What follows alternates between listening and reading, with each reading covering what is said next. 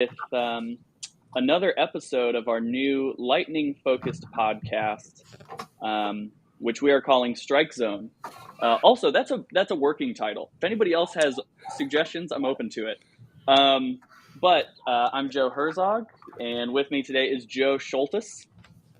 Hey guys, Pronunciation approval, okay. you got it. You got it. And a new friend, Jace Kraft Miller. And we are all Lightning owners. And my goal tonight is I just want to get to know Jace because he's yet another person on Twitter who's been a Lightning owner, lucky enough to be a Lightning owner before myself. And so I was living vicariously through you for a long time with your truck. But yeah, so usually what I do to get the ball rolling is just tell me your journey with the Lightning. When did you reserve? When did you take delivery? What attracted you to it? Yeah, absolutely. Listening to your guys' episode from last week, I was it was fun to kind of rehash all of those memories, right? Like we kind of went through it a bit with the Mach-E 2 years prior to that. So we had one on order. We did not end up waiting for that order. We ended up buying one off the lot. But still for 3 months we went through that whole process of taking in all the content that we could and just watching every video and do we have enough chargers to get to my parents, asking all those interesting but for the Lightning specifically, we kind of actually had some issues as well with our initial order. Somehow we placed the order and somehow it got put into like a refund status because we changed dealership. So, it was a working process, but, ended up working with Ford directly and they really helped us out, getting the order back into order status. So initially we kind of thought we'd be one of the first few waves and our dealer had the allocation. But we ended up getting pushed back a little bit because of that refunded order status. So that was a little unfortunate, but Ford, was really good about working with us and working through it, and we figured it out. So we placed Justin's order was the extended range Lightning. We Lariat trim. We honestly weren't super sure initially if we were going to take delivery of the Lightning. We had a power boost and E at the time as well. And we loved the F-150 Power Boost. We loved it. It was a great truck, great for towing, great for the roofing, industry that we work in.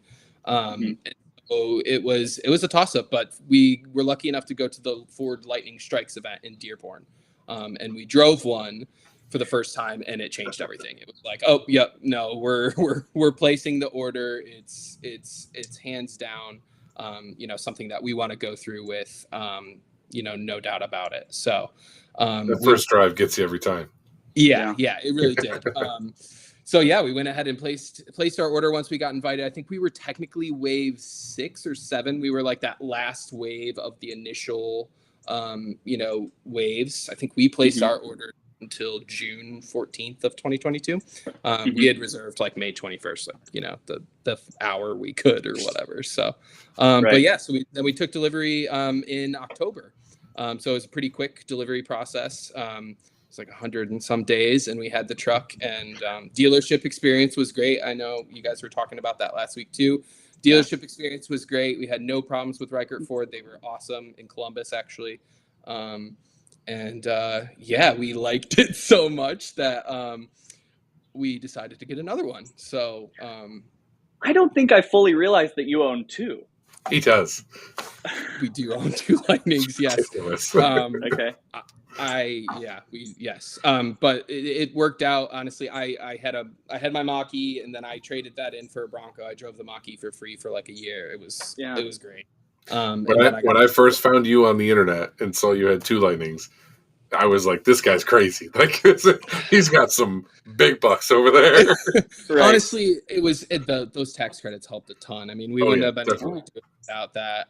At least we would have gone. We actually really liked the Pro. When we saw the Pro in Dearborn at the Lightning Strikes event, we were blown away. Like, we were like, this price target or this price point for what is optioned on this truck, like, whoa. We had an XLT power boost, and we were like, whoa, this is looking good. I mean, it had a lot of the stuff that we had, in our Power Boost and for Mm-hmm. so but we definitely, you know, we this was the first time we were fortunate enough to be able to move up to a Lariat, and that was something that we have always looked forward to. Let me just put it that way. As Now truck you're guys. spoiled. Now you'll be stuck in the Lariat forever, at least. Yes, yeah, probably. It's hard. It would be hard to move down, but the F-150 I think is so well optioned, and I think it's still, even with the price increases, I still think the Lightning is just such a compelling product.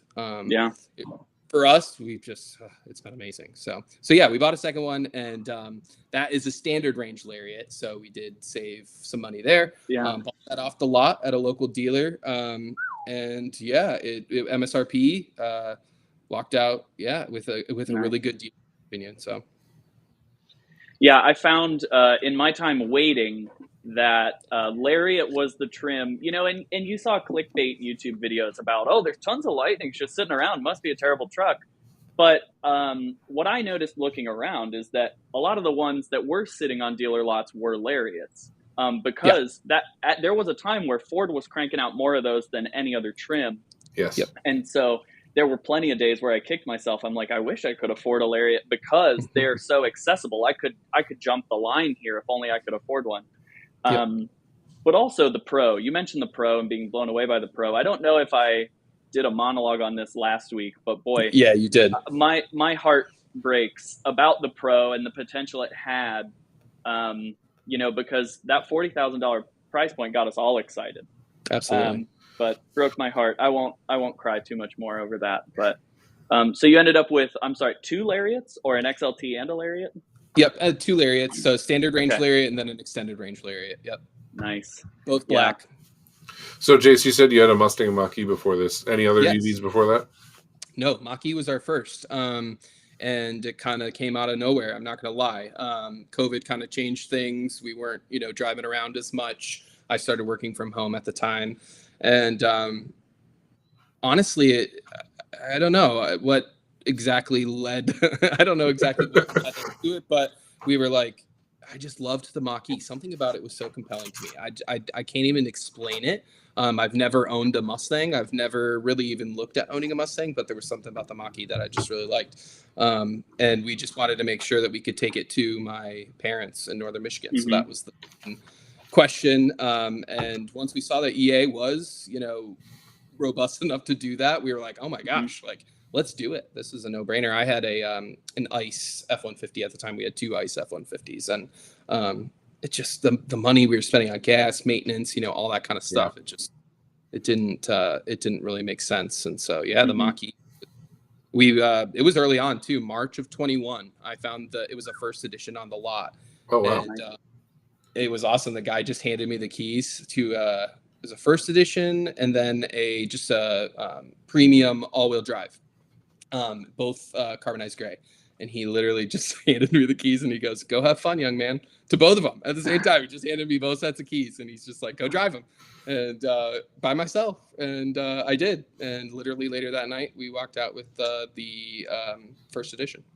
That's awesome. Wow.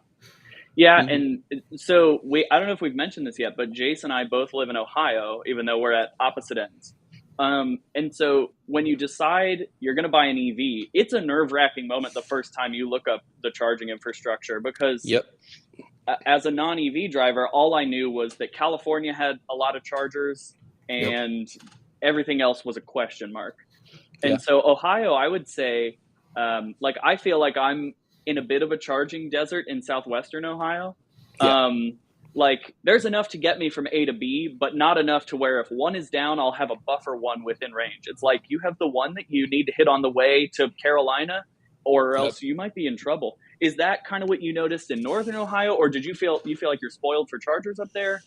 Definitely, I wouldn't say we're spoiled, no, but it's comparative to how many EVs we actually have, that especially that are charging at DCFC.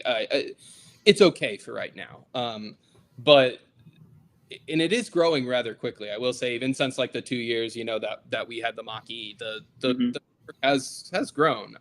It's just that redundancy, like you were saying, and we don't, each station, it might be new, but we get like 4, or there's a few that just have one plug and that's it. So if that's down or has a line, you're toast. So it's gotten better, but no, we need a lot more for sure.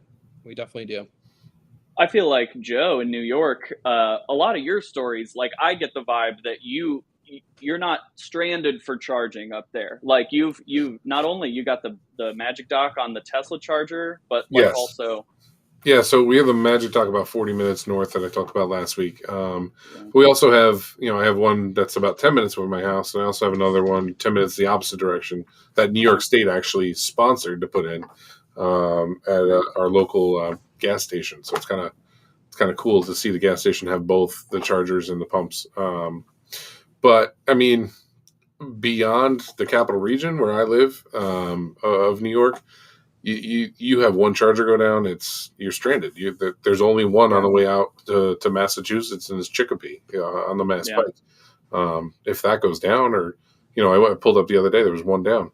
If that whole thing goes down, you're shutting the entire Mass Pike down. Nobody can make that long of a shot on the Mass Pike. So it's I feel like we have enough, but if something happens, it's not gonna be okay. You know what I mean? Yeah, you have enough to get by, but there's no buffer there. It's like if you pull one block out, the whole trip comes to a screeching halt. Actually, it was just recently featured. EVgo pulled all their old stations out of the Mass Pike rest stops. Those were the backup. They were 50 kilowatts, but they were a backup. Yeah, we had a 50 kilowatt to Duncan, like less than a couple miles from here, and that was one of the ones they yanked too. And it's such a shame because the hardware is still there; it's just sitting there. They didn't actually even yank it out of the ground yet. But really, it's just. Well, this solves a bit of a mystery for me because on my trip recently, I was at a gas station that had one plug. That it was a blank white box, but you could see the stencil of where a sticker used to be that said EVgo. And I was like, what's the story here? Was it just broken long enough? And that would have probably been somewhere in Virginia, possibly. Yeah, they had a whole plan. It was like the reutilize plan. I don't know, something like that, like redo plan. And their whole plan for basically, getting new stations in, but I believe a bunch of their site host agreements had expired on top of that as well. They signed certain agreements for 2, 3, whatever years, and a lot of them expired. So it's just a shame that they couldn't work to keep those up or figure something out. But I mean, we've got one right down the street, and it's just sitting there off. It's so odd, It's wild. Yeah, and I see tweets about that, and luckily I don't have any mysteries near me about, like, they built this thing a year ago, but none of the plugs work. Somebody give me closure. Someone just finish the story for me so that I don't drive by every day hoping it's open. I'm going to put both of you on the spot with just a quick hit question. Rapid fire, what network do you find you use the most when you're road tripping? And then second part, what network gives you the most positive experience? Like percentage-wise. Chase, I'll give you the honor since you're mine's so easy. We honestly always use Electrify America. I've a handful of times I did actually use a charge point today for like an hour, so I shouldn't say all. But like if especially on a road trip, we're almost always using Electrify America. It seemed to be just the easiest for us. We love plug and charge, so that's another reason for I think why we go that route. But we also take the road trip often. It's to my parents, and take it like once every 2 to 3 months. So we've gotten just using the same stations over and over and over again. So mostly EA. Honestly, we've had like flawless, knock on wood, experience with EA. People think I'm crazy, but I swear to God, like I have Tesla fans in my Twitter, and they're like, "You're lying." And I know. Look, your Twitter is. I post every single charge stop though. I post like go back. I literally including when we owned the Mach-E. I've literally tweeted this was before Rate Your Charge, even was around, but I literally would tweet my stops and say, here's a picture of the station. This is how long we stopped. I'll even, take a picture of my Ford Pass, stats from that stop. And we've never had an issue. This last road trip that we took to Northern Michigan a couple months ago, a month and a half ago now, this was the first time that we had ran into D-rated EA stations. So we were like, whoa, like we had seen it a lot. They suck. People, but we had just never seen it for ourselves. Never. It's not even like at a station that I hadn't looked at. Like we had never experienced it. And then we experienced it and had to sit on a D-rated station. And that was not fun, especially when there was a brand new supercharger across the parking lot that was empty. And we could be using. So yeah, it's unfortunate, but still, I will say we've never been stranded. We've never had like even really a failed charge session, not at a DC's station. We've been really lucky. Every time you've plugged in, it's worked. Every single time. Sometimes plug-in charge hasn't worked, but that's pretty rare, honestly. Maybe a couple, 3 or 4 times. But we've never had like in the middle of our charge session like red or I see some people with, like we've had it sometimes here at home in a storm or whatever. But I plugged in on the way back from Tom Maloney's meetup from the Northeast Lightning Club, and I walked away for maybe 5-10 steps, and I got the notification on my phone, "Hey, your charging faulted," and I went, come on! I had to go back and replug in. I feel like I get the red circle occasionally, but like not enough to like complain. But I do use Electrify America as well. It's very heavy on the East Coast here. So in the truck, I was explaining to you last week, Joe. I listen to whatever the truck tells me to do anyway. So trust the truck, right? We're gonna make the truck. Say, trust the truck. So it tells me to use Electrify America, and I'm okay with it. It uses the Magic Dock as well in the route planning if need be. But I haven't. Cool. I would love to do that soon. I haven't gone north enough with a low battery range where I've needed to stop there. I tweeted out earlier today. Actually, I went up there on opening night. That was the last time I was there. So there's one not too far from us here in Erie, PA, or not Erie, PA, just across the border from Erie, PA, in New York. There's a what's supercharger with a Magic Dock. Is it Buffalo? Yeah, it's just like I think in between Erie and Buffalo, but off one of those highways right on the lake there. But it's really not that far. Like I think it was like 2.5 hour drive. But I have no reason to do that right now. Yes, you do. But it's close enough. It's close enough to you that depending on your road trip, it could be part of your road trip. Oh, absolutely. Your way to come see me. We've looked at it for Holiday Valley and Beacon Peak and a few of the New York ski resorts. That could honestly be something that we could utilize. And now, of course, we're looking at the V3 stations that are, it's all that. To me, that's enjoyable to see. Okay, what will we be able to use? We have 2 superchargers just opened up down the street from our house on the turnpike, so not easily accessible for us per se.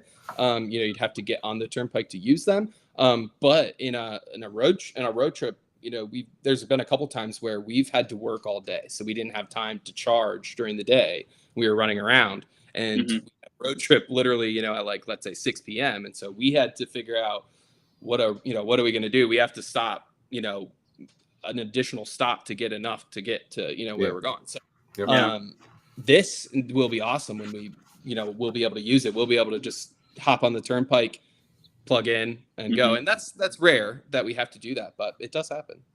You get that backup though. Yeah. I think if only we could record our reactions the first time each of us got on Tesla's website to just be like, okay, so I heard in the news I get to use these starting next year. I wonder what it looks like. And then you open the website and you're like, oh my God, they're everywhere. Like the smile on my face is like huge when I think about being able to charge there. I have made the mistake a couple times though of making sure that it's not making sure that it's V3, and I'm like, this one would be awesome. Like we have one next to my favorite steakhouse and chain, and I was so excited. I'd be like, we'll be able to go get like cheese fries and steak, and like we'll be able to chill and charge, and it's V2. So it's like, dang. Well, can you educate me on so are V3s exclusively like a certain number of kilowatts? They are, yeah. So 250. So if you look, and they're also like, I put a tweet out, and some amazing Tesla people like like blew up my mention saying this is how you can tell the different ways. And there's like literally like 10 different ways. But the one that stuck out to me the most was look for 250 kilowatts and up, or, 250. And then the old ones have like a silver handle. These new ones don't have silver on them. Okay. That was a really good way to, I believe that's the way it is. I'm pretty sure it's no silver anymore. Yeah. But that was a really good way to just like look across the parking lot and you can tell. Also, the new ones are numbered differently. So I believe the new ones are like 1A, 2B, something like that. And the old ones are just like numbered stalls. They don't have a letter. So what's the max kilowatt that you're getting on a V2? 150. Okay. I mean, the Lightning can only charge at 150, right? So to a Lightning owner that pulls up, theoretically both could. It's a protocol issue, though. So I believe it's because it doesn't, Brandon Flash and all those guys would be better to talk to you about than I would be about it. But I believe it's some sort of protocol, ISO 111 dot whatever. It doesn't, V2s don't support that. So they would be unable to literally communicate with the vehicle. So, okay. It's combining all the languages of the different cars. So that's why you're seeing like each manufacturer go one at a time, because they all have different languages for their. I heard that Tesla could possibly make those V2s, like upgrade them, so to speak, and maybe they'll do that. But I think they're just going to focus on the V3, and then the V4 rollout is coming. I was going to say, I think the V4 rollout is coming out, so I don't think they're really going to go back to the V2s. It wouldn't be financially responsible to do that. Probably not, unless they want that location for some reason. Yeah. Are Lightning owners going to get access to V4 when it becomes a thing? Or is there clarification on that? Okay. Yes. Yep. And there is actually I think there's technically 1 or 2 V4s in Europe already built. And they're a different station, as far as looks. They look completely different. They don't have the big hole, in the middle. And the cables are much longer. Gotcha. Oh, nice. That's good. Well, yeah. I'm not sure they are in the Europe ones, but that's supposed to be the thing is they're supposed to have longer cables as well. Yeah. And more I think they come out a different way. So it's easier to, connect for everybody. Gotcha. Yeah. Is there a way, I'm tempted to do it live, but when you go to Tesla's Supercharger website, is there a way to say, just show me V3s? There are. Yeah. Okay. And there are ways. There's Supercharger or supercharge.info. That's another source that a lot of Tesla folks reached out to me about. That's a really good resource. You can literally see. It was really cool. Somebody posted right before the July 4th holiday, Tesla opened, I think it was 30 stations in 4 days, which is just incredible to me. I was mind blown. I was just this is incredible. Well, if there's one thing I've learned since joining the EV community, it's that no matter how much YouTubing I do, I still have so much to learn. I just learned about the V3 thing from you guys. So hopefully someone who watches this video will also take something from that. The EV tax credit is another, you mentioned it earlier. Oh, yeah. It's something that you can watch hours and hours of content on to try to gain an understanding, and yet you'll still find at least one surprise when you go through the process yourself. You're I tried my best to prepare, and yet I still feel like I'm navigating unseen waters here. Especially the new one. I feel like the new one is more confusing than when we bought the trucks, definitely. With the caps and the I mean, and originally it was supposed to be point of sale. And I mean, I think that got a lot of people excited, and that got me excited. I was like, this would be awesome if it was point of sale. And it's, I mean, to my knowledge, it's not really, unless you lease still, they're not doing it yet. Right. Yeah. It's just, there's so many rules to it, but this is the government after all. And not only do you have to worry about the federal government, but you also have to worry about the state government as well. So my mistake when I was getting ready to buy my truck was, I got $2,000 down payment from New York State on top of the $7,500 I get from the federal government and my tax break. Mm-hmm. So I'm all right, I'm walking in with a $2,000 down payment from the state automatically. I called them, I want to say maybe a month or two before I got the truck. And I'm like, hey, listen, I just want to see because my truck's not on your website. What am I going to end up getting?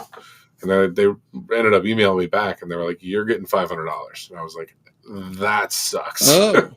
Yeah. Can I just learn, as a blanket New York usually gives a $2,000 credit for EVs. Is that So what got you thinking that? it's just as complicated as the new federal regulations are. I honestly think the new federal ones were written after New York State's. It's a certain amount of kilowatts, it had a minimum, and then there was a maximum. A certain amount of range, so depending on how many miles you would get out of that.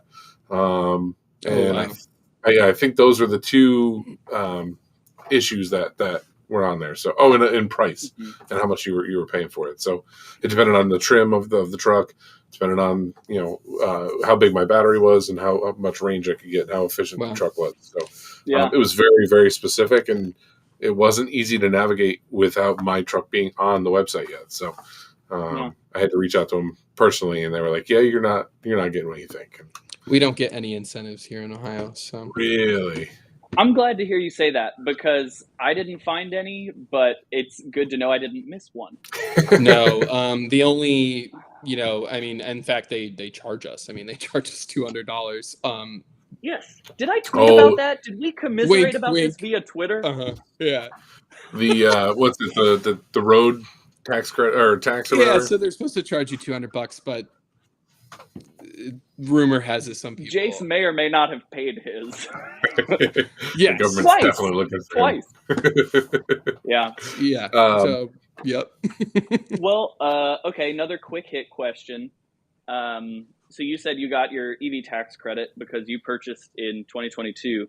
Are you the type of person, because we were talking about modifying our trucks before we went live, are you the type of person that put that $7,500 and immediately put it towards the car, like the car payment? Or did you go, I've wanted bigger wheels for this.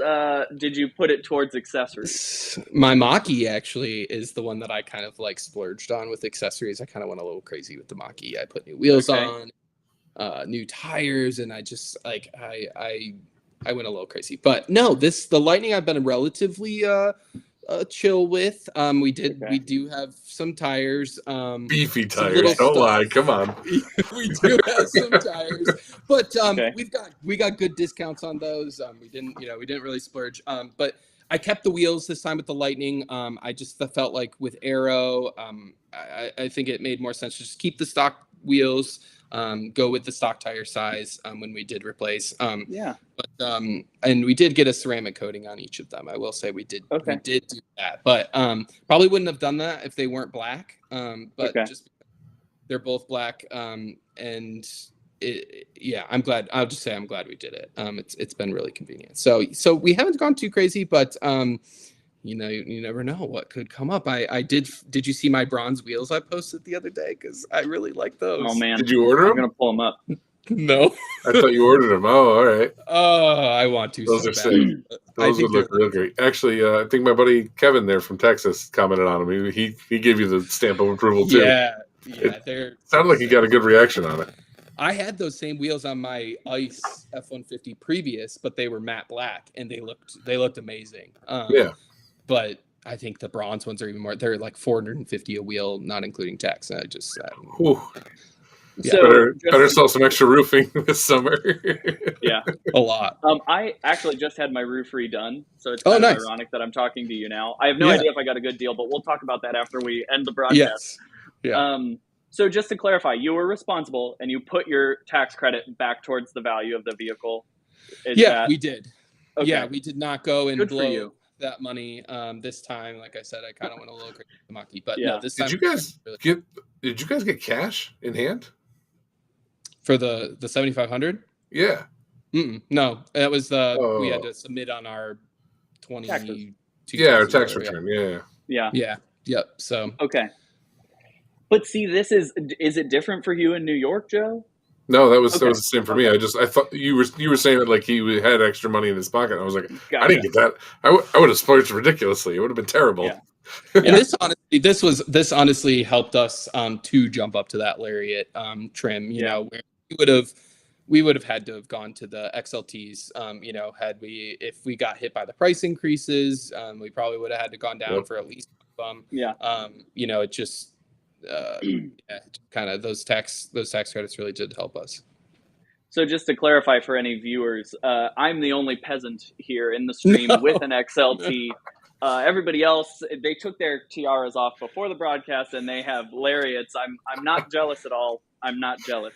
It's okay because we don't have the top trim, so the platinum people give us plenty of, They look down upon all of us. So yes, exactly. They got like different noises when you get in the truck. Like Mm-hmm. my first platinum I got to see was our first meetup with the Lightning Club, and the guy had bought it like a week before.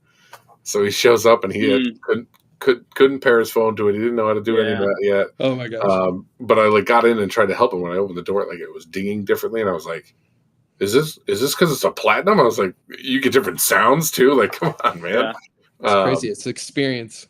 It is an experience, and it turns out that's what I ended up taking a ride in the New York Auto Show. So I guess that wasn't my first, but you don't notice it when you're. Yeah. Can I do a quick plug? First time you're seeing the truck and you're so giddy. I didn't even know what trim I got in. Oh yeah. I want to do a. Yeah, you did. You're just good, briefly, but I want to do a quick PSA because Jace, earlier you mentioned plug and charge. And as a Lightning owner that tried to educate themselves before purchasing the truck, even I didn't realize that you have to manually go in and enable plug and charge in the Ford Pass app. And that changed my life on my most recent road trip. There was one time it was raining and I just got out and plugged it in and jumped back in the cabin.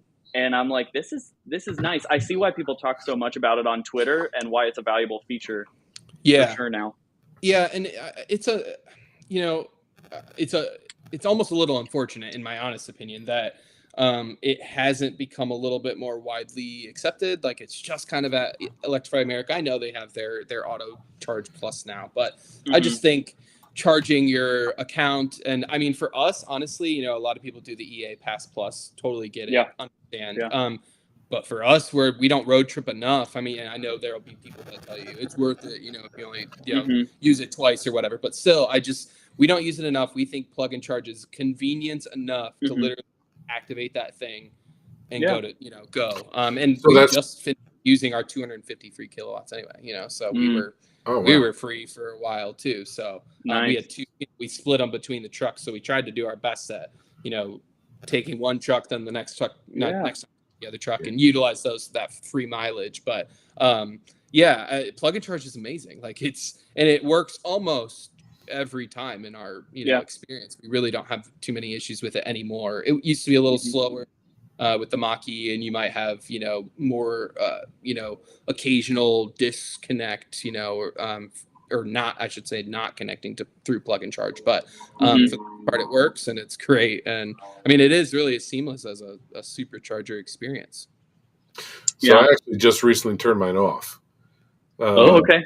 Yeah, that's funny you say that. So I road trip a lot in the summertime. Yeah, you do. We're up to 25,500 miles on my truck now.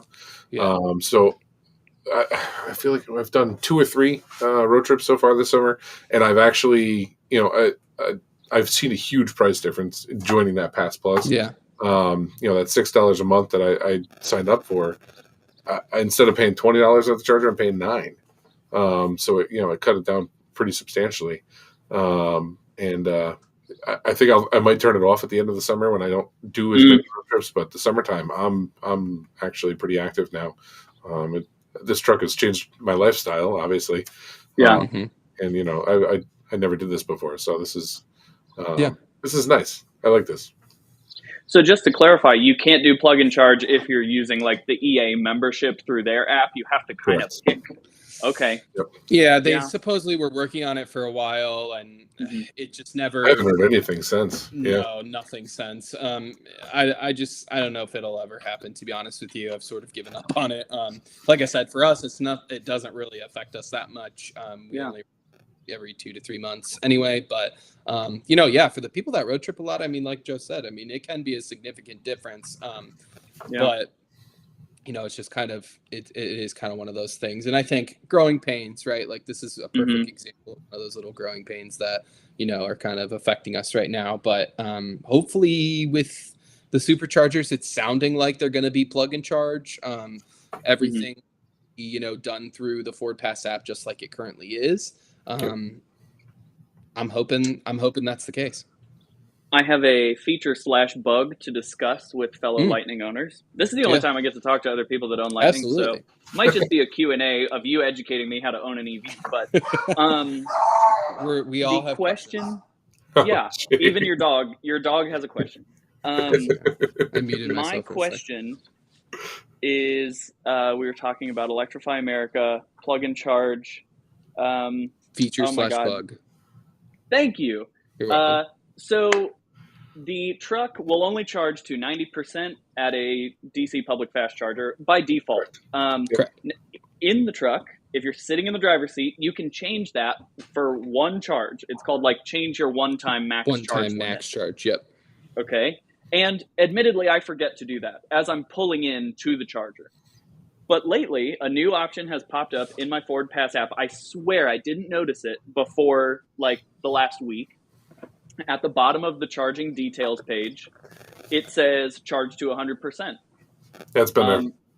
Okay, Yes. It's been there. Yeah. It didn't work though. Like I pressed it, Yeah. and then so is that a known bug that just doesn't work?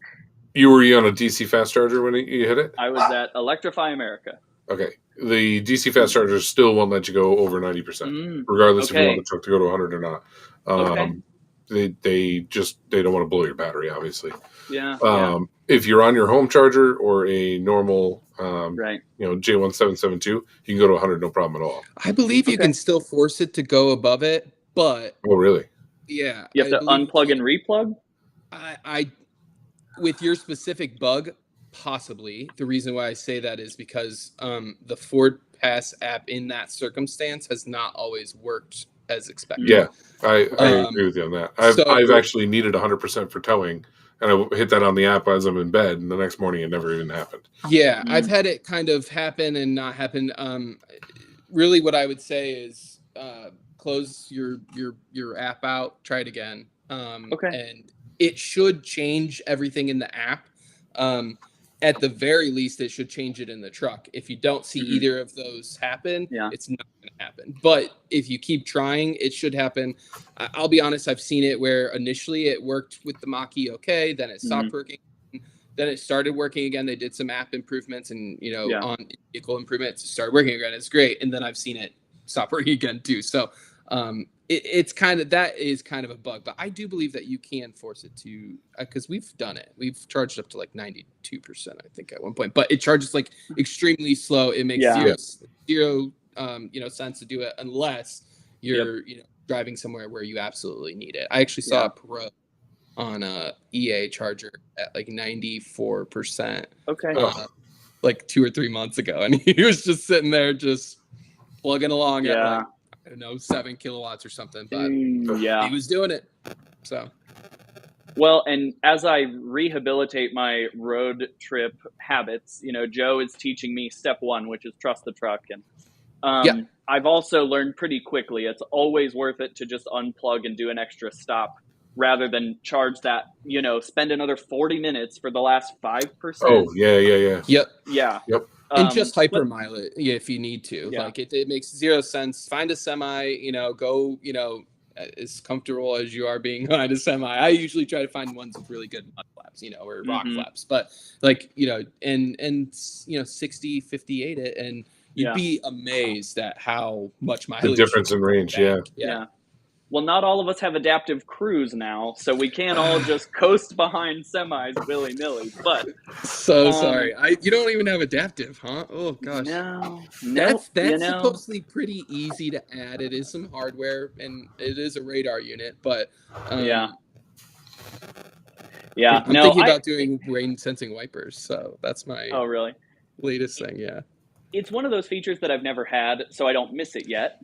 But I realized today that, there are features in the Lightning that have spoiled vehicles for me. Like you look at any other vehicle and you're like, well, I can't drive that because it doesn't have X. For me, it's that 12-inch infotainment screen.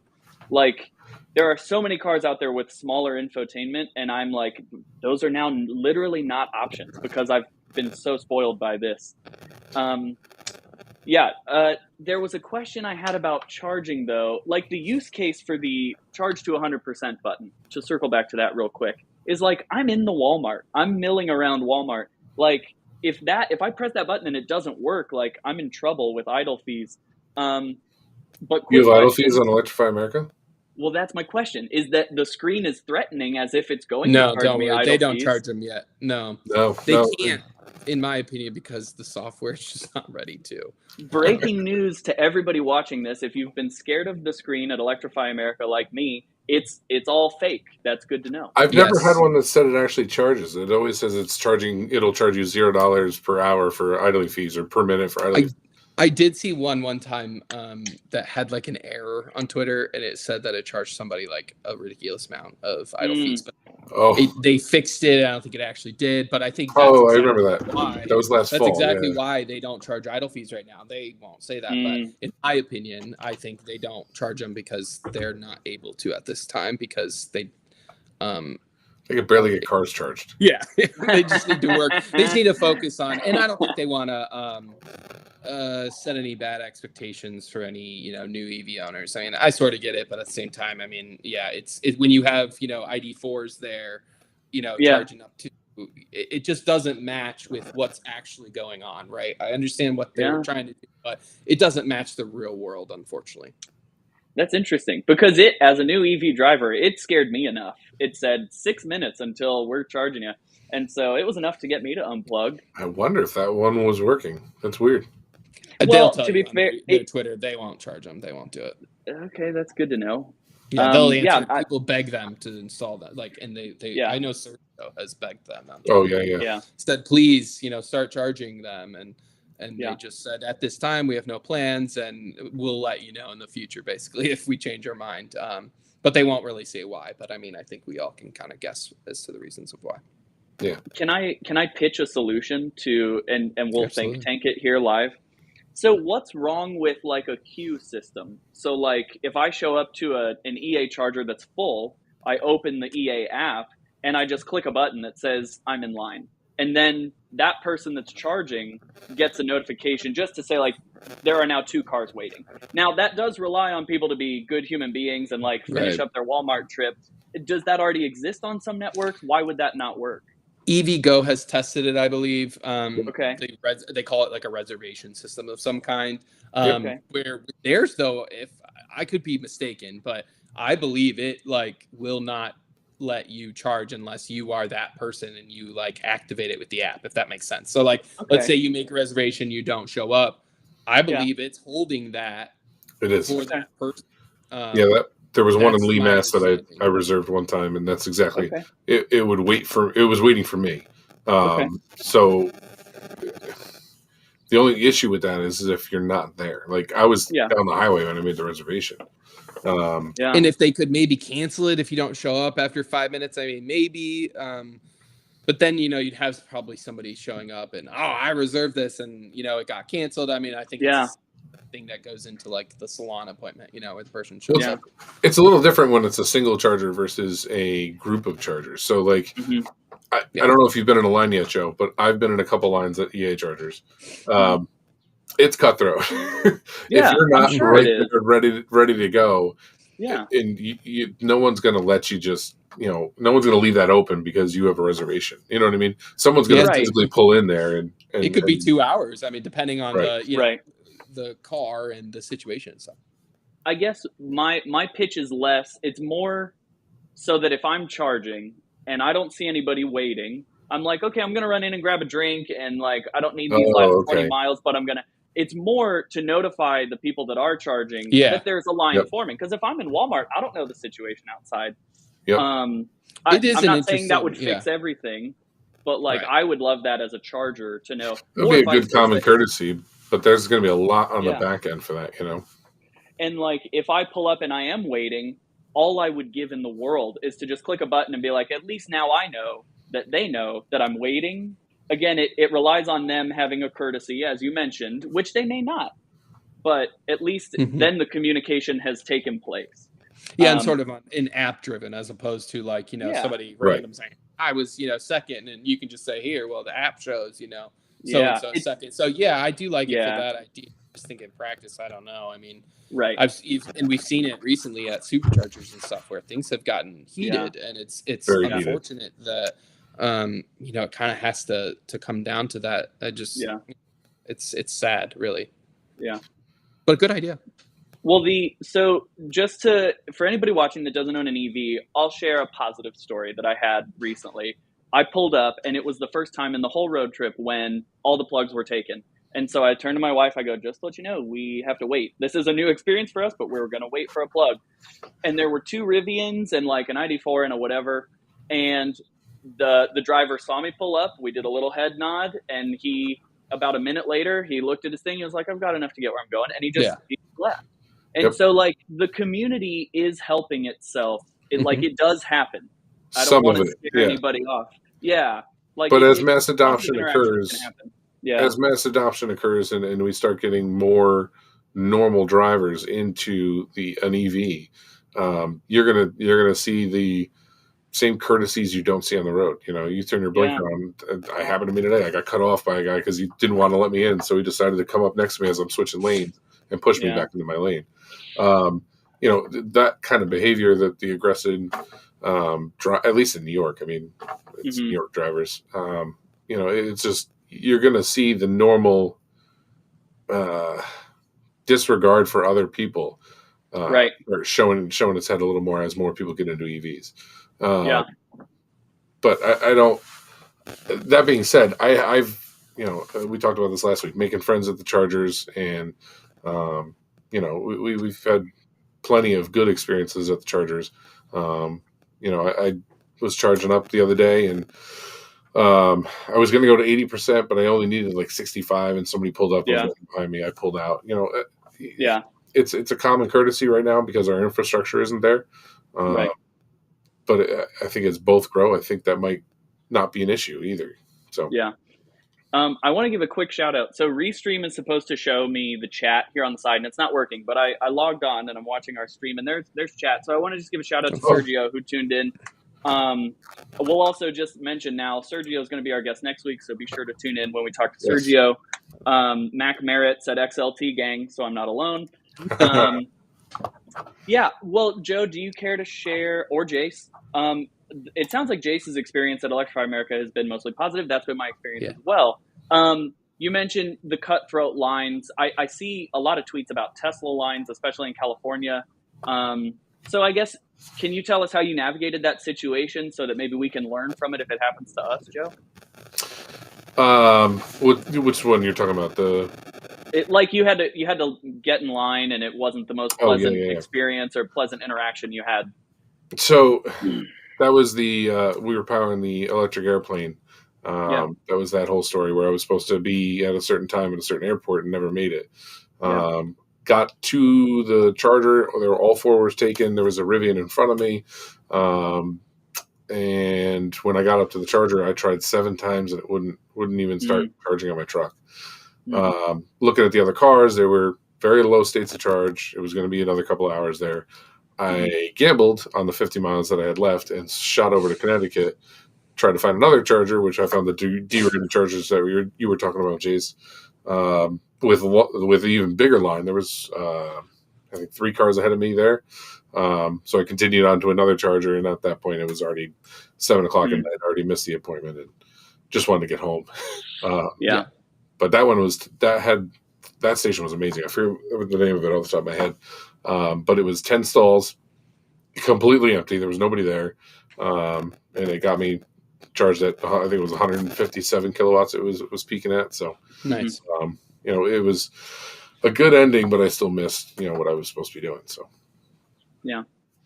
Jace, were you part of the electric airplane brigade that Joe was telling me about? Okay. No, yeah, I was not. No, unfortunately, but so cool. He was telling me when we went on our trip, and it was cool. It was really, really cool to hear some of the details. Well, let's start recruiting some people that are willing to fly electric planes across Ohio, and then I'll get them started. You finish off in Cleveland. Okay. Perfect. Sounds great. We have Burke Lakefront up here.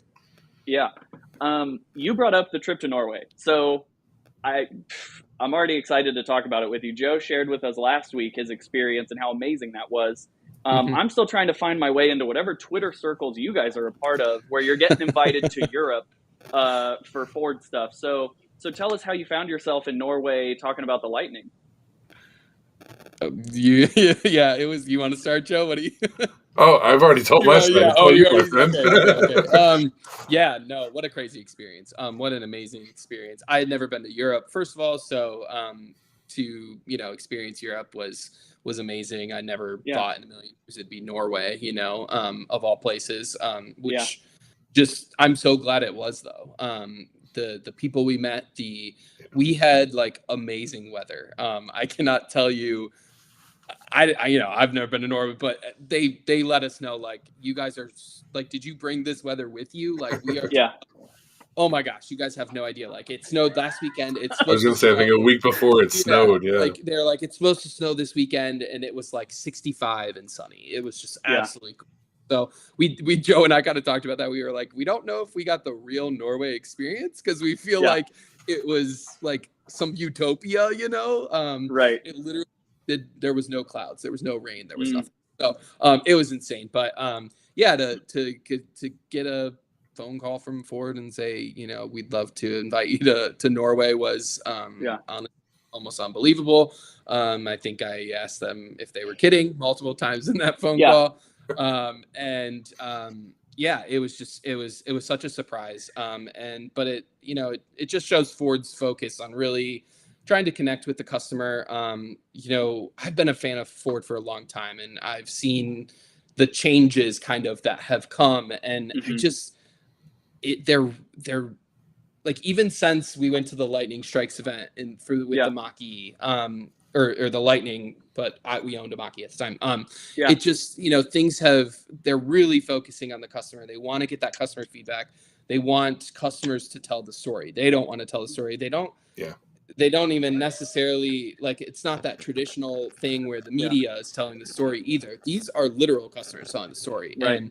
And to invite us out there to explain to the Norwegian media and the Norwegian population in general, what we've done with our Lightnings and how much we love them was something literally I will never forget. And they were so nice. They were just the most kind human beings I've ever met. Honestly, like it was just, they were just so nice and welcoming, and just getting to see Norway and how beautiful it was, and obviously the electric vehicle part of it.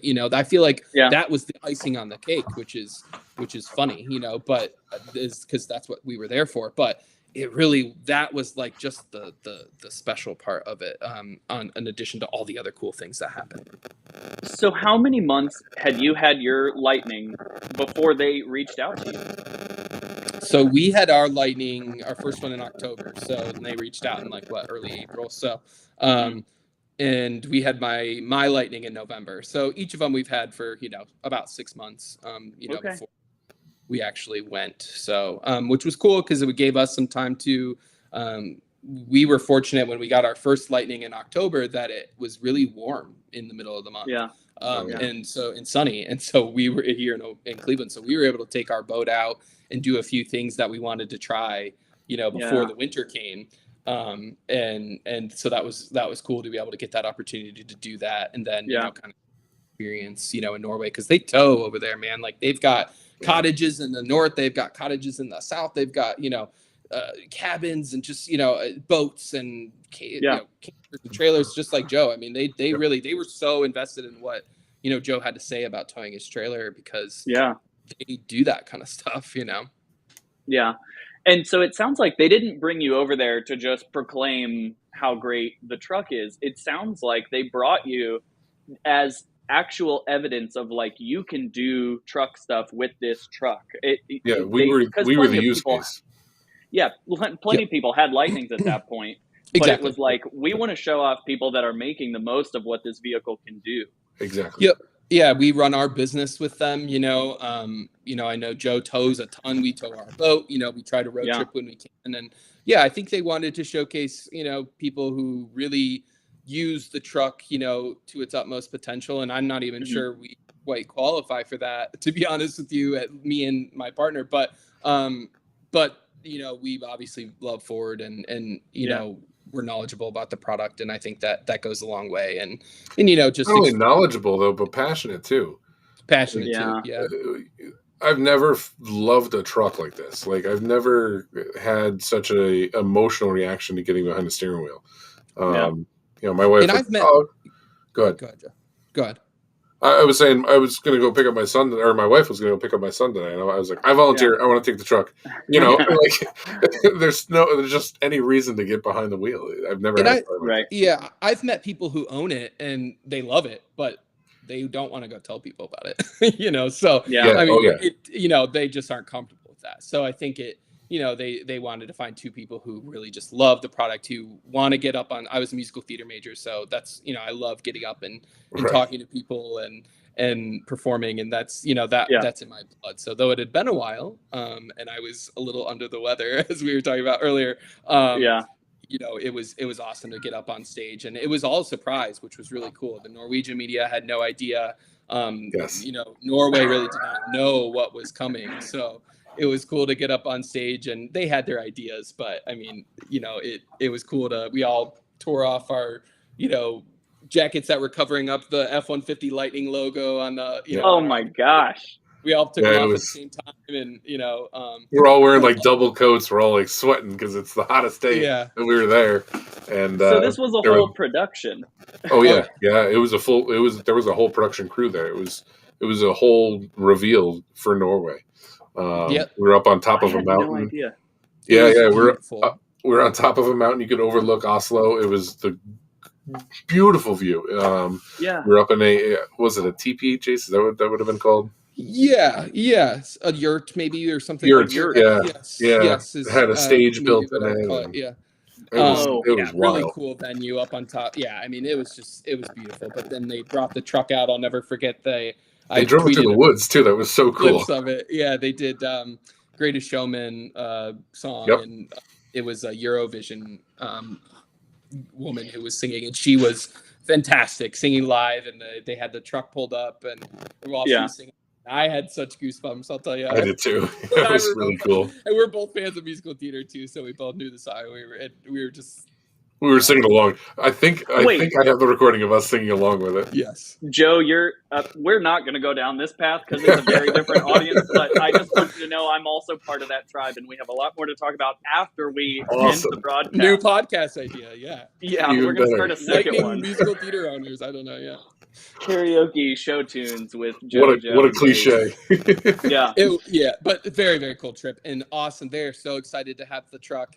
Literally, they will utilize it, and that's why I think it was so important to Ford to bring the truck there. I mean, obviously, their electric vehicle, infrastructure and the sales and all that kind of through the roof, but they will literally utilize the truck. I mean, within 5 minutes, Joe, we saw a Tesla pulling a trailer down the highway. The amount of electric vehicles all over the place. When we got there was a Porsche Taycan taxi. They're used for everything there. Things you just don't see here that you're just like, wow, this is 2022. They had 80% of their vehicles were electric, 10% were hybrid, and 10% were gas.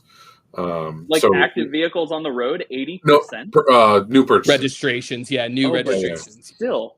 I think it's huge. I think this year they were predicting like 86 or like 87. Like it's astronomical. And you see things that you just don't get to see here. So Well, Joe talked about this last week, but I want to pick your brain just off the top of your head. What's one thing they're doing differently there than what we're doing here that's leading to the EV adoption like so much quicker? I know they have a lot of government, subsidies, and they're basically taking oil money and helping subsidize that for infrastructure and but they're the way things are done, they're like they run off of hydroelectricity too, which is like really into like turbine power. So we went to a Ford dealer, which was really cool, and we got to the largest or the most Mach-E's sold of any dealer in the world was this dealer. Wow. Yes. This place is huge. Yes, and they have like multiple of them throughout Norway, but very Ronan Skelter, I want to say. Sorry for Norwegian friends. Oh, yeah. Ronan Skelter, I believe is the name. I wish I could say what it was. Something like that. Yeah. But they've sold most Mach-E's, and it was so cool. Like the way they, are building their, infrastructure for, what's coming. They have a building that they're specifically building just for the e-transit. So for the service and maintenance of e-transits, they're going to have a whole building in the back where they just service those.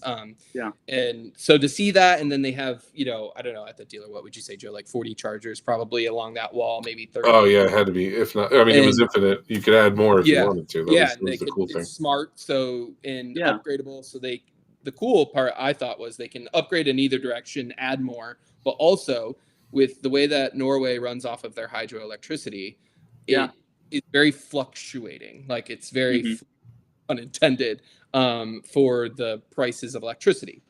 So the chargers at that dealership were smart enough to be able to literally like determine when to charge the vehicle off of the hourly rate of the electricity that's coming in. Like, and they do that all day, every day. Like, so each hour would be a different rate. They'd have different peaks. And they showed us it on the chart. It was wild to see that it could manage that. So, and then my quick follow up to that would be how does a charger look? Maybe not one at a Ford dealer, but what is the charging infrastructure? What does a charging station look like there? So the public ones, they were more of a pull through. Oh, we lost Chase. We lost Chase. There was a lot of pull throughs. You don't see those here. That excited me as a trailer. With my camper and everything. It was a pull through, but it was 6 continuous. So you'd have 3 cars behind each other charging, and you could pull out. There was a pull out and move on. So there he is. He's back. I'm back. Who knows? Anyway, the chargers. He had to go do the. Yeah, he had to go do the Pro Power on board and plug the laptop in, and now we're back. Thank God. Oh, that would have been terrible if it was like a full power outage. Very cool trip. Would you say there were on average just more plugs at each station? Like I'm imagining like just bigger like more stations that kind of make it more more stations. I'd say and I'd say more probably per, if we were talking Tesla, no. If we're talking EA, absolutely. Instead of 4, you're talking 8 to 10 per. Gotcha. I mean, we went to that one McDonald's, Joe, and it was like right when we got there was on one side of the parking lot was like these new Chem Power units, and then right across the other way was older Chem Power units. And standing at the front door of McDonald's, you can see 3 separate chargers, like sets of chargers, 3 different companies, everything. So like there was 8 at this one, there was 8. They were all empty. But there's a plethora of them. The first fast chargers we went to, there was, like I said, there were 6 there, and then across the parking lot at the other side of the gas station, you could see two more sitting there. They were all the same rate. So, the abundance was tremendous there. And between that, and I know they tax gasoline vehicles more than they tax EVs. So you're paying extra to get a get. Is that what they're doing? Ohio could learn a thing or two, it sounds like, from Norway, is what I'm gathering. On that front. But we saw wireless chargers too. That was super cool. Nobody was actively utilizing them, but they were. I've tweeted about this. They were built. I have a couple pictures. They were built into a parking spot or two right in downtown Oslo. I think they were 50 kilowatts at the time, and like we said, we didn't see anybody utilizing them actively. But it was Jaguar I-Paces that could use them, right? There were certain they have specific testing. Wait, prototype you vehicles. You said wireless EV charging. Yep. Whoa. It was a pad in the ground. On the side of the road. It's really cool. I mean, it looks like nothing's there. Check out my my tweet about it. There's just search like wireless charging or something that should get you to it. But you can't even tell what it is. Like it's like literally just like a square pad in the road, and just a pilot program is what they were telling us. But really, really cool. I do want to we're getting a lot of good chats, but I don't want to ignore what you guys are saying. Want to say hi to Thor in the chat. Kurt's RPM Garage is here. Sergio says he looks forward to wireless charging his truck. Yes. So I want to pivot a little bit because the secondhand jealousy I'm getting about the Norway thing is getting under my skin. So we're going to move on. No, I'm kidding. The Lightning Clubs. So Yeah. we have 2 admins with us right now of different chapters of the Lightning Club. So Joe being the Northeast Lightning Club and Jace being the Great Lakes Lightning Club of America, right? Okay. Yep. So first, I'm going to have Jace help me live solve my identity crisis as to which Lightning Club I should belong to geographically. Because I'm so far south, am I still part of the Great Lakes Lightning Club? It's a great question. One that maybe is still being debated. But no, Okay. I mean, I'm of the opinion that you can be in any Lightning Club that you want to be. Okay. But Okay. but no, I mean, we are still trying to kind of work that out. I mean, where is the Midwest one located out of, Joe? Do you know? Like, where is the Midwest one? Like, sorry to Nope. put you on the spot there. Okay, Yeah, They're well, we'll look that up. I We'll forget look where that the up. guys are But from. so I mean, I don't know. It's kind of up to you. I mean, we'd be happy to have you, of course. I Okay. do think most of our events will take place in Detroit/Cleveland. So I think Cool. that's a big consideration too that you kind of have to think about too. You know, like where Okay. are the actual events going to take place? Yeah. But Yeah. there are also bigger events, like ones that Joe just kind of had, Yep. where Yep. it kind of supersedes that, and whoever, if somebody wants to make the drive out, Right. You gotta let me how know. many hours? Go You're for more it, than man. welcome Right. to. And Right. I would You like gotta- to do our club the same, where anybody could join that wants to. So We had yeah, 2 guys from Ohio come out with us. Yeah. To I film almost Lightning House. did it myself, but I had stuff going on, so I Yeah. did not. But I really wanted to. I was this close. So in the chat, Mac Merritt said he's in the Midwest Lightning Club. So I'm going to reach out to That's Mac him. after this. Okay. There you go. All right. So maybe he can help But me we figure would out- be happy to have you. I don't want to say that we are totally happy to have you, but you would probably most likely be driving up to like Detroit, Cleveland for an Okay. event. So I need an excuse to get up to Detroit. That's fine. and stay that's the tuned. thing I mean, now, we're working on our first kind of things. We don't have anything on the books right now, but we are trying to kind of work. It's hard, a little difficult here. We don't have quite as many Lightning owners yet. Like I Yeah. said, that's earlier when we were talking before. That is kind of why I chose Great Lakes, because we want to be able to have as many Lightnings as possible, to make the event kind of worth it for everybody. And the thing with the clubs is it really, it's not you have to be in this specific section. It's more of, you've got a Lightning. For you specifically, you fall right in between the two of them. You have the best of both worlds. I'm not going to lie. Now you have 2 clubs that will be doing 2 separate events, and you get to go to either way, whichever way you want. And you can start your own. Right, exactly. Yeah. Well, that would be a little too much Joe's in one area. Joe's got too much paperwork. Okay, he doesn't need new chapters right now in our era. No, I'm more than happy to have more new chapters. Just we don't want to saturate the one location. Yeah. Yeah. So, but it's tough. With these trucks, like I don't know if you guys have gotten into it. I know, Joe, you just did like 2 road trips straight since you've gotten your truck. Yeah. But road trips are so much A, cheaper, and B, easier with this truck. I want to encourage our members to get out there and meet other members and make that 2-3 hour drive. Make an adventure out of it. You know what I mean? Yeah. And I've made way too many drives out to Massachusetts, New Jersey, New York City for these events, and I love every single one of them. I get to meet new people every single time. So yeah. Well, I want to give a shout out to Chris Bow, who's in the chat, because he actually just was at one of. I'm not picking favorites, but the event that he was just at, I believe it was in San Francisco with the aircraft carrier behind. I'm giving a shout out to you, Chris, because that looked so cool on Twitter. And I'm sure the pictures on Twitter probably don't even do it justice to how cool it was to be there in person. So shout out to Chris for tuning in. I think he's in San Francisco, so I'm definitely not part of his Lightning chapter, but he is one of the. You could make that drive. Sergio has done it a couple times. Yes. Yeah. Sergio's been cross country like probably 100 times so far. Correct me if I'm wrong, Sergio. I'm sure you're still watching this. Yeah. No. And again, we'll just plug real quick. Sergio is going to be on this coming Wednesday with us, right? Wednesday's the day we decided. So anybody watching, feel free to subscribe and come back on Wednesday. Now, Sergio's on the West Coast, so our time's going to be a little different to accommodate a West Coast guest. But also, Jace, I'm not signing off here, but I want to interject with how fun it's been to talk to you and just hear another lightning story. You're definitely one of the only people I know with 2 lightnings, so very cool. I think you've met the whole country. I think that's your I've met a few, actually. I have met a few that do have 2. I've met a few even that have like 3/4. So there are a few fleet owners that I've seen on Facebook groups that do have, a couple. And I've seen 1 or 2 people that are like, we have his and hers and, whatever. So there are a few out there now, but it was fun while it lasted.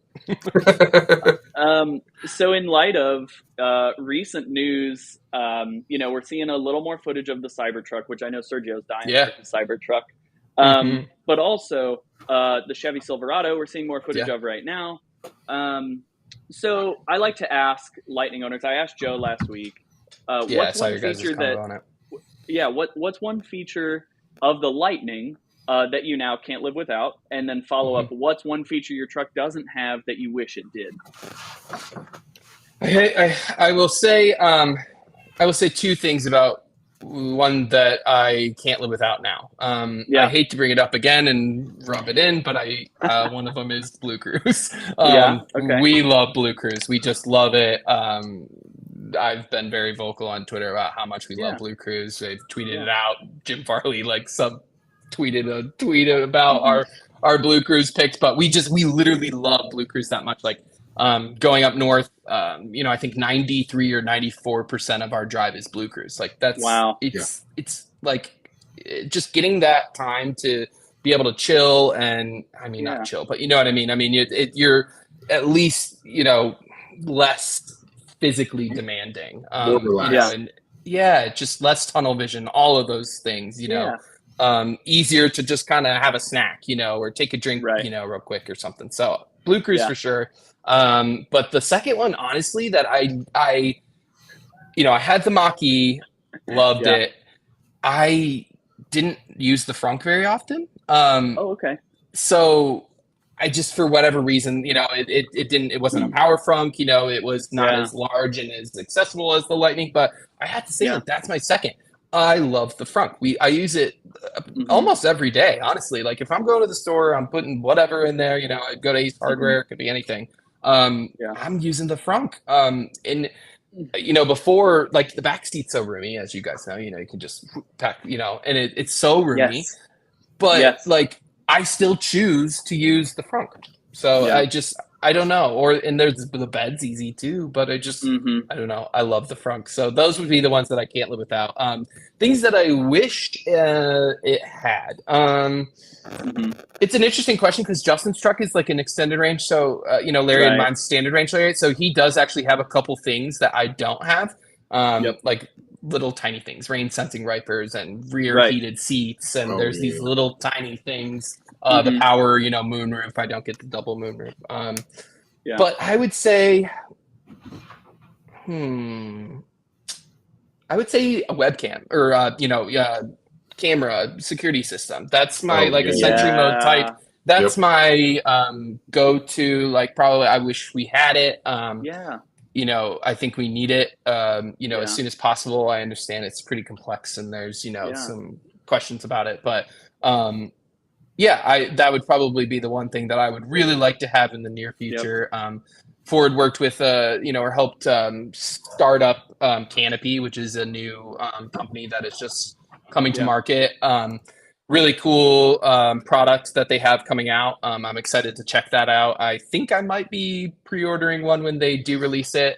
They just actually sent an email out this morning or yesterday saying they're about to do the pre-order. So you guys should definitely check that out if you are interested in a webcam at all, or so it would be an interior camera, because even my Lightning comes equipped with the 360 camera, which those would have to be somewhat useful if you were going to do a Sentry mode. Like you could use that hardware hopefully, or tie it in to a future Sentry mode. But this one would solve the interior camera side of it, the Canopy? I believe so. I believe it would be interior and exterior. I don't think they've quite announced what their final product capabilities are. But but I think that will be out as soon as they release pre-orders, which should be relatively soon. Cool. And I know, if I'm not mistaken, I know at least the plan was to like integrate Canopy's technology into Ford vehicles in the future. Cool. Not sure if that is still the plan, but I think that was the plan initially. So it'll be interesting to see kind of how that goes. But the cool part about it was that you could, retrofit your existing vehicle with, this system as well. I don't think it necessarily utilizes any of your existing hardware, which is, sort of unfortunate, but Right. I think it's just kind of where we are right now. But I would love to see a webcam feature. But you mentioned the Silverado work truck, which I think is really interesting. Yeah. I am ever fascinated by GM's decisions. I have quite a few family members that work there on the line. I've toured their plants and seen their latest EVs in person last summer, and honestly, I was really blown away by what I saw. I think they've made some questionable decisions and taken some different paths than maybe I would have, but I don't make the big bucks, so who am I to make any decisions? But Right. I think the work truck, I think the range is impressive, but I just personally don't think that throwing a huge battery into a truck makes much sense. I get it for the towing aspect, that I understand, but at the same time, you take it so it's a towing truck, okay, but then they put the charge port in the rear, so that makes no sense to me. Oh, that's right. Yeah, so you're going after this specific niche, which in my opinion is towing, because why else do you need a 450 mile range? So you go after this specific niche, but then you choose to put the charge port on the rear. I don't know. A little strange to me. Plus, I don't, it's a fleet only truck right now. So it's going to be difficult for anybody to get a hold of one, not to mention a few. And that's, 80 almost, 80K? Yeah. I thought it was over 100. Interior, I think we kind of talked about this, Joseph. Like the interior just didn't. For 80K, I need more, regardless of how big of the battery is. I don't know. I think personally, most people that are long distance towing right now are probably going to choose gas or diesel still. It's inevitable in my opinion right now. Now, that could change very quickly, but I just don't think like 450 miles all of a sudden makes a farmer go, oh, now all of a sudden, because it has 100 more, like now I can buy an EV.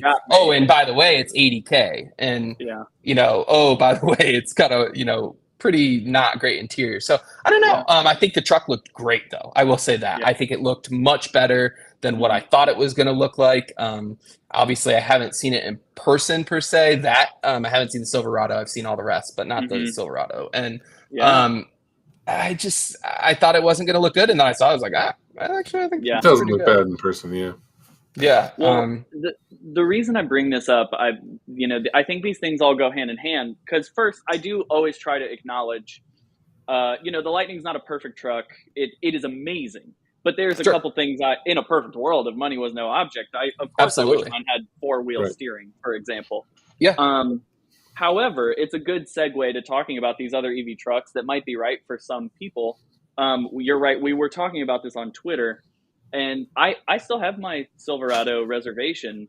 And to be transparent, it's because just like with every electric vehicle, they shroud it in mystery. All they do is they say, here's the silhouette, and here's what we want the price to start at. And then you reserve, and as the years go on, they go, well, actually, the one at that price is only for fleets, and actually, the top of the line one is going to have this and this. So I do find myself frustrated with that part of the process. Sure. And like the revelation of this week, as these videos were coming out, was like, okay, this trim's going to cost $70,000 and they won't even make a truck at $40,000. I mean, it's probably time I cancel my reservation in light of all that new info. But like Joe, when I picked his brain last week, you were saying like nothing has ever turned your eye from the Lightning, especially since you drove one and now own one. Yeah, I mean, like I said, I had the Cybertruck reservation. That's right. I got into, I feel like it might have been an article of some sort about reservations with these manufacturers. They're basically free loans. They don't tell you much on purpose because they want to reel you in, get your money. All right, let's build that plant with that money now. And then when they start announcing all that stuff, they're going to pay it back out. So, I like and I dislike the system, how that works. You basically paid, what'd you pay, $100 for your reservation for the Silverado? And, they've been sitting interest free on that money since then, and they've created something that you're not even going to be able to afford. True. So true. So would you argue that's a bait and switch? I see that phrase thrown around a lot, and I really hesitate to use it because it just seems so damning. But is that what it is? No, I think it's marketing. I think it is really what it is. They need to find out what interest they have in the from a consumer, and at the same time, they're bringing you in to see what they have. So, I don't think it's a bait and switch as much as a marketing strategy. It is tough. But I know there's some confusion around that too. Like I've spoken with, lots of Lightning owners, obviously, and like you guys have. And one of the things though that I do see sort of often is, well, it was a bait and switch. And, I feel as if I was wronged in some way. Yeah. And I don't know. I see a lot of misconstrued facts where they're like, I was told that my Lariat would cost, $64,000 and now it's this. Technically, that's not true. Ford didn't really release final pricing the day that most people ordered or reserved, I should say. They released what they thought the XLT would cost, and then the bottom line price for the Pro. So I had people all the time say, well, I was told 70, or 65 for my Lariat and I paid, 80. And it's like, but you weren't actually, at the time you were only told what they hoped the XLT would be and what the Pro would start at. So, but if somebody thought that they were wrong, by golly, you go out and start a lawsuit, but, I think you will not win that, but you could go ahead and do it. But I do understand that there was some, confusion and, but I can't say that I've seen another automaker do much better. And I've seen it recently in the Lightning groups where people are, well, before I should say, I saw people say, I'm going to get a Silverado, Ford made a mistake and I'm going to go to get a Silverado. Okay. Then all of a sudden they saw the Silverado price and they were like, oh my God. And like some of these people were still waiting on their orders that they hadn't canceled yet, or even, they just canceled their order, but now they're like, I might just go buy that one. I talked to a guy the other day. I literally helped him buy it. He's like, I am thinking about going and buying this Lightning, but I don't know if I should do it. And, then he saw the Silverado price and he saw these things and he's like, I'm doing it. Now that made his mind up. So, I think there's just there was so much that happened. And, I have admitted this from day one. We were lucky to get the Lightning at the price that we did. There's no doubt about that. I feel very fortunate. We both do. And, I wish that could have happened for everybody. Unfortunately it did not. Yeah.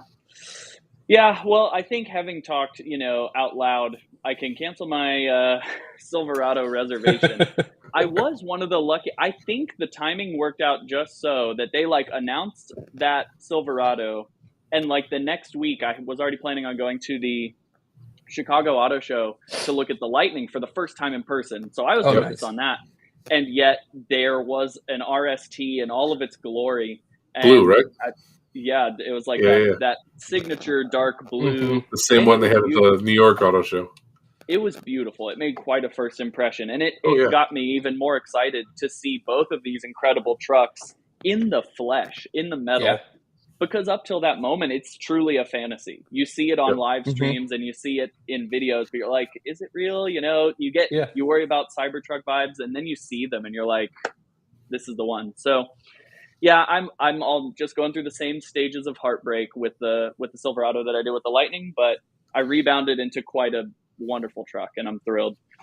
I really just want to know what's the next step? When are we going to see because the RST is just so expensive. So like, when are we going to see like something that people can buy that's not fleet, and that's even if it's 70, and like 300 miles of range, what does that look like, and when? Most importantly, I think that's the struggle. Is with the way I'm looking at it, anybody who wants a $70,000 to $80,000 comparable Silverado to the Lightning is looking at least 2025.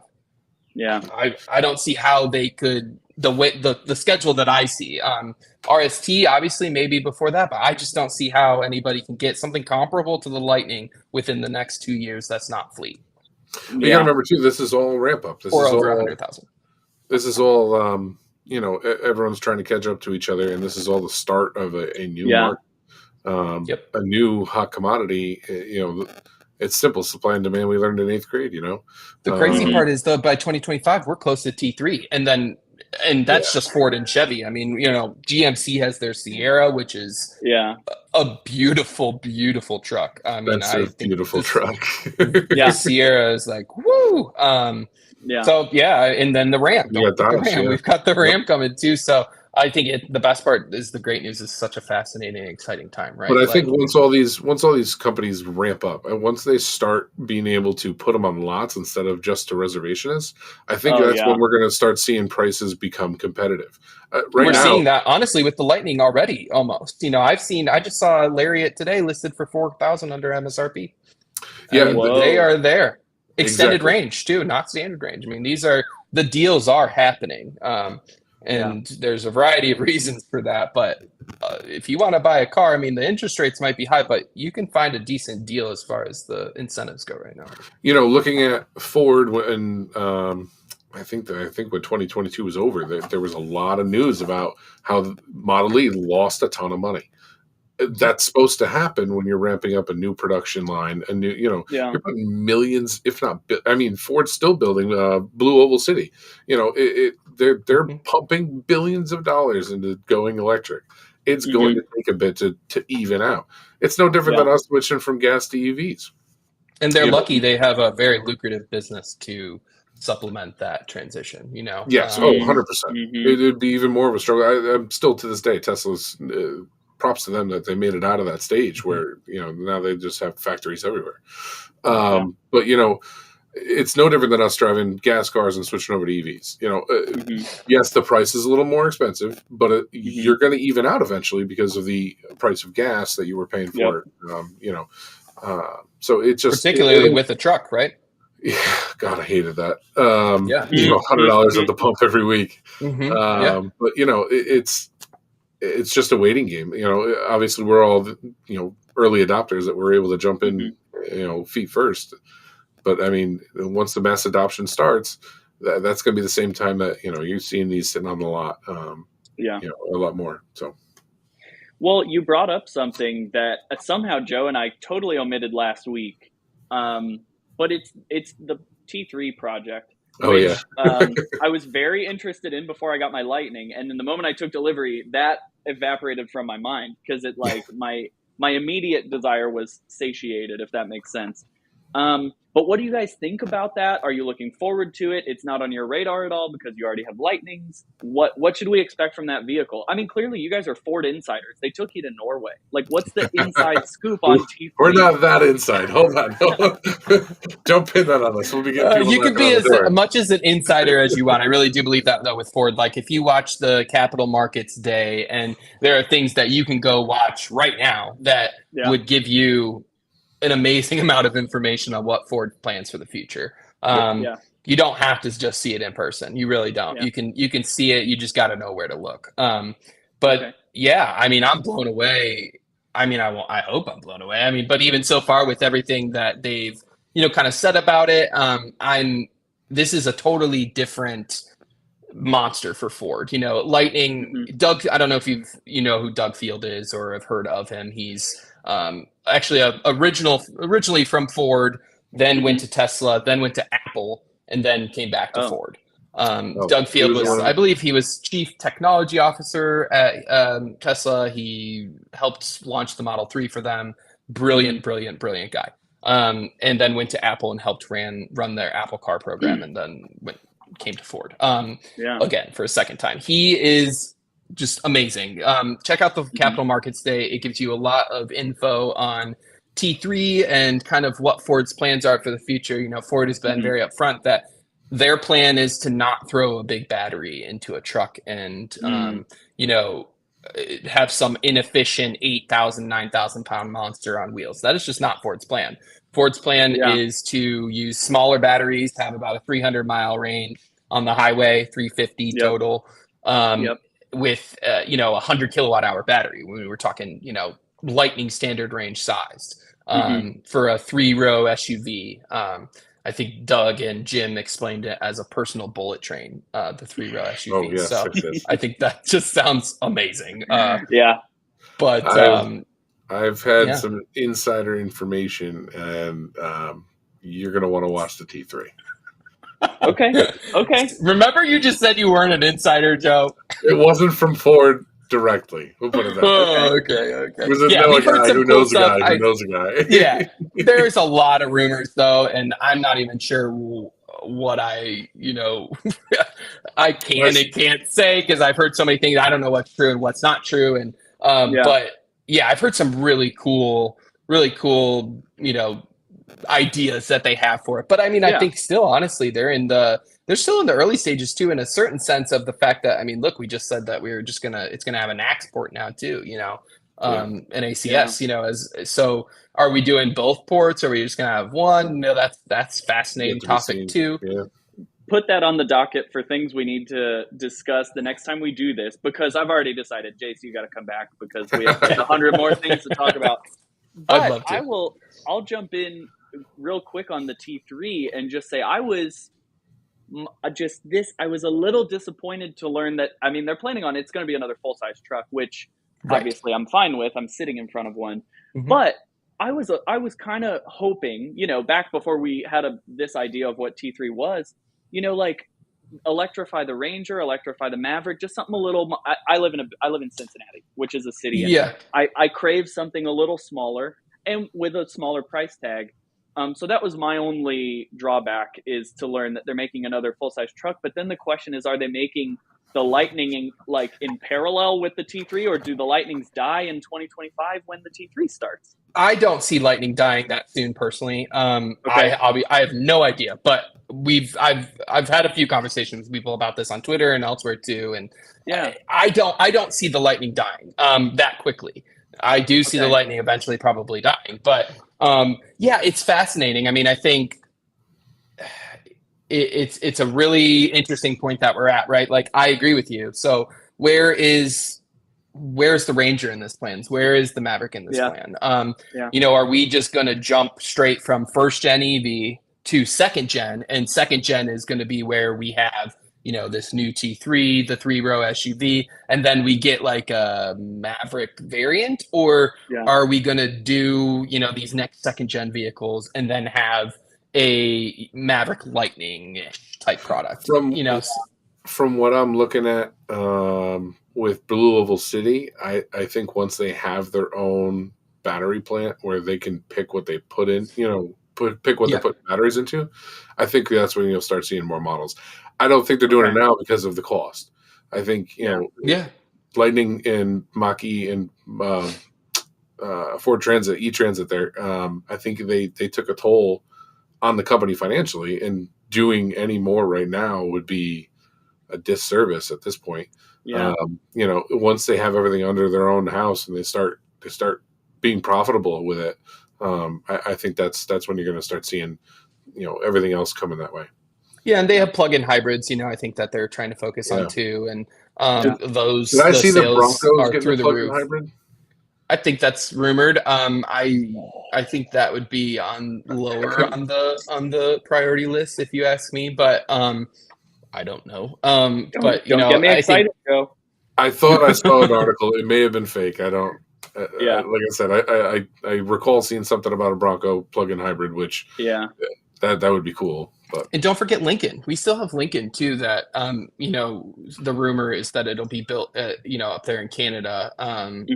So that you know, we have that too to look forward to. I mean, I don't know. There's a lot It's going to be really exciting. It's an exciting time to be a Ford fan. It's a really exciting time to be an automotive fan in general. Yeah, it is. Whether you like EVs or not, Yeah. I think it's just it's a really exciting time. But yeah, it's going to be interesting to see what Ford decides to do. I mean, Doug Field has talked a lot about how Lightning and Mach-E were really small investments, and that the second in small teams, and the second gen is anything but. It's big investments, it's big teams, it's every single module, as opposed from a supplier supplied module that has its own software written already for it, that Ford then has to go out and say, hey, we want to rewrite this code inside this module to do this OTA. They have to go to that supplier to do that. Coming here in the future, they'll, with the second gens, they'll have every module be in-house. You'll have a centralized processor, just like, Tesla. And, you'll be able to, Doug talks about now how they have so many different modules in these vehicles, let's say it's 13 to 20 some, to do an OTA right now on a Mach-E or a Lightning, they have to literally update every single module individually and then combine it all to make that change. Yeah. It's just an archaic way of doing it. It's good that they're doing it now. And it's honestly quite amazing that they are able to do it the way that they're able to do it now. Yeah. But there is a much better way of doing it, and Ford knows it, and they will do it. It's just it's going to take some time, and they needed to get the right people. I think they still need to get some more folks in the software departments to really build up the prowess to be able to write code for all your own modules. So it's a big change. There's no doubt. But I know, in my mind at least, Ford has the right people for the job. I know people at GM. I've talked to them. I've talked to both, and in my opinion, Ford has the right people. I don't know of another company currently that does in the way that Ford does. Not a traditional automaker in that sense. So a question for Jace and Joe. What does it take? It depends on what type of automotive person and driver you are, but what does it take to get you to go, oh, the T3 has this, and this, and maybe I consider selling the Lightning? I know Joe is like, I'm keeping mine. It's already in my son's, he's already counting on it. But in Jace, my will. I was going to say that, but I didn't want to elicit that death imagery. Jace, are you the type that'll look at the T3 and go, I can get a good trade in on my Lightning, or is the Lightning doing what you need it to do? Oh, okay. There's no doubt in our mind. In the last year, I had a Mach-E, a Bronco, and a Lightning. So I do change cars a lot, but I really do enjoy doing that. Now, I won't be able to do that anymore. That was kind of a one-time deal just because of the way pricing was and the tax credits. And, I was able to literally drive my Mach-E for free for, 12 months. I don't think that will happen again. Wow. Wild, literally wild. And, I didn't put a ton of miles on it. I think it had 6,000 or 7,000 miles on it, but still, it was literally returned for what I paid for it. So, I think, we will, our plan is that we will have the 3-row SUV ordered when it's available, and that the T3 we will have ordered when it's available as well. Now, I will say that things would have to go well, right. No more pandemics, no more. And I, it's going to be, I know you guys talked about this last week. It's going to be very interesting to see what values do on not just Lightning, but all of these EVs, right? All of these CCS cars that we have out there, some of them that were literally just purchased maybe today. You're kind of purchasing an obsolete product. That's just, anytime you purchase a product the next day, it's obsolete anyway. But this is a very interesting thing that's going to happen here. At first, I kind of thought, if Ford is the only one that goes to NACS and nobody else switches over for a while, right? Maybe it drives the value. Exactly. Maybe it'll go up because we're the only ones that have access to that. Now, that is not what ended up happening at all, as we know. No. So No. I think, I almost think though that instead of declining values, it'll kind of just hold them pretty steady because everybody's using an adapter at that point, and I honestly think for a while at least, we'll be in this period where, at least here in Ohio and maybe some other places in Michigan, where people just kind of are going to use whatever charger works best for them, Yep. even if it happens to be an Electrify America, and they have a supercharger available. If Electrify America is in a better spot and it's cheaper, a Tesla owner may very well go use that. I've seen it already. Now, how will that play out in the long run? I don't know, but it's going to be fascinating for sure. But we do hope that the values stay up a little bit because we really would like to have those next gen products. Yeah. So that is our plan. If we can, the day that we can order them, even if we don't, take delivery though, I think that's something, we've all learned with these electric vehicles. Give them the $100 and, if you got to get the $100 back at a certain point, do it. But although I've heard some not so great things about GM and Sergio and not getting their money back either. Oh, no way. Yeah. But we've learned, as you touched on, just to really punch this point home, it is worth getting a place in line for any vehicle you're even mildly interested in, because you look at the people that got their hands on one of the first Pros because they had a day one reservation for $100 versus someone I reserved on day 6. That was a $20,000 mistake for me. Right. Wow. And so I never looked at it that way. Because between I now if I reserved on day 1, we're in Ohio. That's not an EV hotbed, so who knows if I would have gotten the chance to order a Pro, but that's a tangent for another day. But get a place in line. That's what I did with the Silverado, because I was like, even if this doesn't pan out, it's worth having the opportunity. Yeah. Long term, we don't really see the need for 2 trucks. It is nice to have with, working in roofing and stuff, but we just don't, the way we do it, we don't need like 2 ladders up, all the time. We don't need, it's nice to have another truck to pull the boat if we didn't for some reason have the other truck. But it's just redundancy really. And ideally we'd love to have an SUV like Rivian-esque ish, R1S that could tow the boat as well. And we could throw a ladder in the back if we absolutely had to. And that would be our second vehicle. I'll tell you that we've loved the Lightning so much that it honestly hasn't bothered me. And the last thing on my mind is honestly getting rid of it. Unlike some of the other vehicles that I've owned, but this one is, we just love it so much. I whip that thing around. I've told people on Twitter, I love driving my light. I like the standard range better than the extended range. So sorry. Because it's lighter. Really? Yes, it's 500 pounds lighter. It's got the same torque as the extended range, a little less HPs, but we don't care. And same torque, so it goes. And you can just, round corners and stuff. I'll have to fly out and try yours. I have not had the opportunity to try it standard range. Yeah, we'll do it. Yeah, it's fun. I know. I really love it. We shouldn't have told Joe, because now, we ruined our chances in the drag race. Now he knows we're going to beat him. He's not going to bet money now. Oh, I don't know. All right, my reaction time. I've been practicing at the red lights. Oh, okay. Okay. Well, I hate to do this, but I think now's a good moment to cut this off. Jace, I'm serious. I'm going to start a list of the topics we're going to discuss next time you come back. Awesome. That we can discuss, because we have like 5 big things we didn't get to cover, including my new bed cover that I wanted to cover. I was going to try to bring it up. I was going to try to sneak it in there. We could do we'll do a whole symposium on the mileage that it saves you, or the better kilowatts, miles per kilowatt, but we'll save that for another day. I love it. Yeah.